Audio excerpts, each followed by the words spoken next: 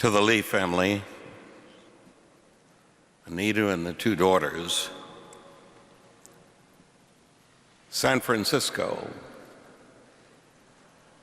has on this day appropriately acknowledged and celebrated the life of a man who was different than any of his predecessors.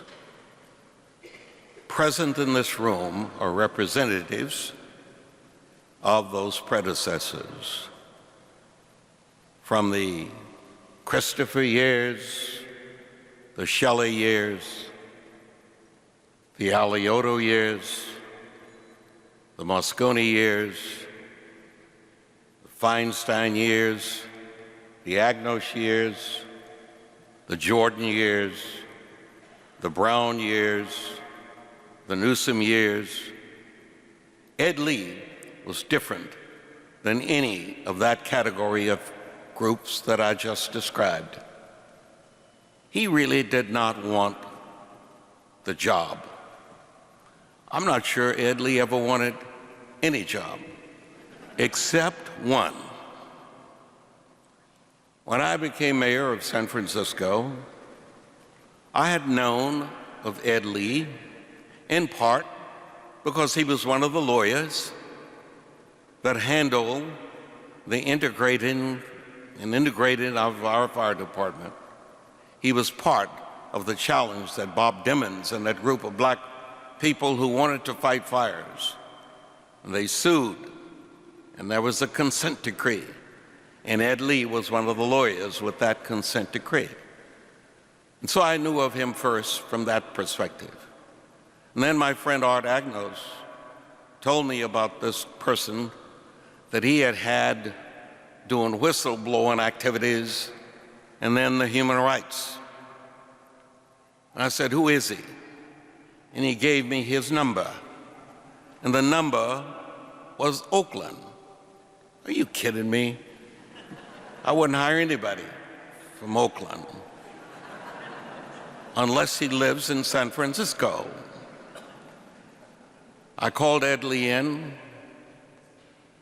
He really didn't want the job, but I said, you got to take the job, but you also have to move to San Francisco. What do you mean I have to move to San Francisco? I said, that's probably the only good advice you're ever going to get from me. He accepted that. Where was Ed Lee about to take groceries home to? To the house that he bought as a result of my insisting that if he takes a job with me, he had to live in this city. Now you should know that there are mayors from all over the country here.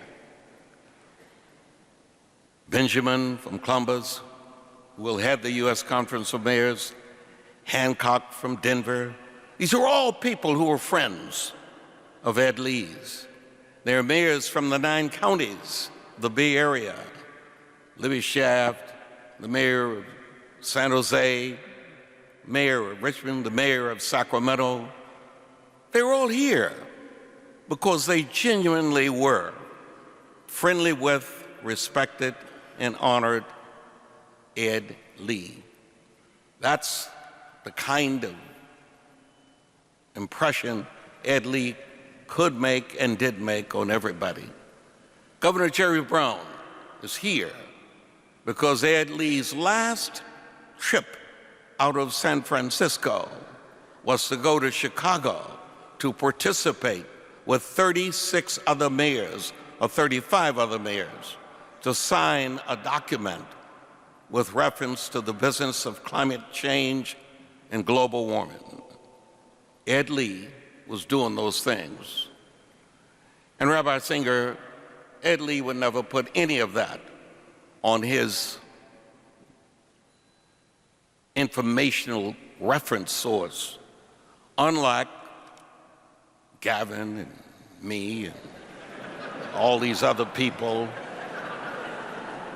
He didn't do ads at all. I took more credit for what Ed Lee did than probably anybody else, because I had been part of the conspiracy to get him to take the mayor's job. He didn't want the mayor's job. He really did not want the mayor's job. And Newsom, you're right. He didn't want the mayor's job. So what did we do? He was off in Hong Kong. We talked Newsom into staying an extra day so that we could do what Ed Lee never did have to do, never would have done, and wouldn't have been good at it. We had to get 6 votes for him to become the mayor, following Newsom. But we needed one more day. We convinced Newsom not to get sworn in as lieutenant governor for one more day to give us a little more time. We also had to make sure that Ed Lee didn't know what we were doing. And sure enough, Anita helped, kept him over there, but he had to be home, because sometimes in this town, when you get the votes, you better call the election immediately. Otherwise, the votes might disappear. Sure enough, he headed home. Start to get on the airplane, and some airport personnel person welcomed Mr. Mayor on the airplane. Ed Lee had no idea what she was talking about. He turned around and looked to see who she was talking about. She was talking about Ed Lee. Unfortunately, it was not totally given away, because he landed and we got him to, in fact, accept the job. Why did we do that? We did that because Ed Lee had the qualities of a person whom, if you did an interview of all of the ones that I just spoke about, he would be the only one would be rated appropriately by the headhunters as to who ought to be mayor. All the rest of us would be considered okay, but not first, because we were not always candid. Ed Lee was. We were not always diplomatic. Ed Lee was. He had so many of the wonderful qualities that he would have been easily the headhunter's recommended person to fill the job as the mayor. I can see it now as he is hanging out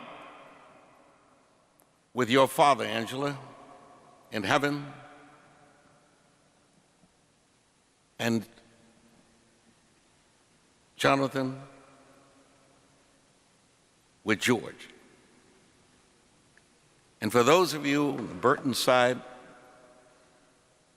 he's talking to the Lord about why Phil ought to be admitted. Ed Lee was that kind of an advocate. He would, on any given day, do what needed to be done to solve the problem and make it work. And I'm very pleased, Anita, that you allowed all of us in the building that Ed Lee had something to do with restoring following the '89 quake. He was in city government at each of the steps and each of the way. And by the time this building opened, he was running the Department of Public Works, completing the job with Harlan and all of the other people that worked on it. Ed Lee was an unusual human being. It was the Saturday before his death, on that early Tuesday morning, that he was at the Macris's raising money for a supervisor who wishes to be the person to handle the Board of Equalization for San Francisco. And in his usual generous fashion, he was incredibly respectful. He was introduced. I was standing in the audience watching, as I usually do, all other previous mayors. Ed Lee was supposed to introduce the honoree. He saw me And as usual, he proceeded to say the introduction of the honoree will be done by the person that I want to identify and introduce. And he proceeded to introduce me. Well, now, I've not always been an easy person to tolerate over an extended period of time, because I'm always a little off kilter here and there, as Nancy and Diane and others will tell you. But Ed Lee had so much respect. I would guess, Diane, I would guess, Gavin, if either of you had been present, he would have extended the same opportunity. And I'm sure, Jerry, he would have extended it to you. That's how Ed Lee functioned. He really wanted people to understand the pecking order and how important that kind of diplomacy really was.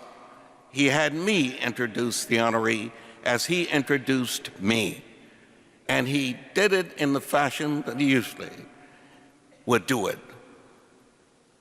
You know, you talked about, Charlotte, you talked about his joke ability, and the daughters talked about it. He told terrible jokes. He laughed because he was trying to build enthusiasm for his jokes. I don't remember one line that was any good.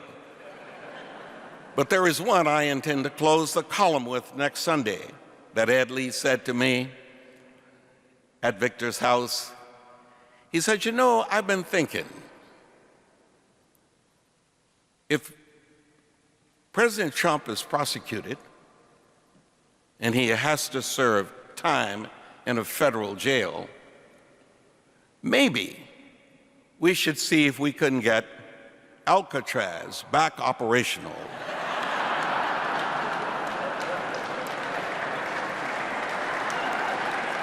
Ed Lee's last joke.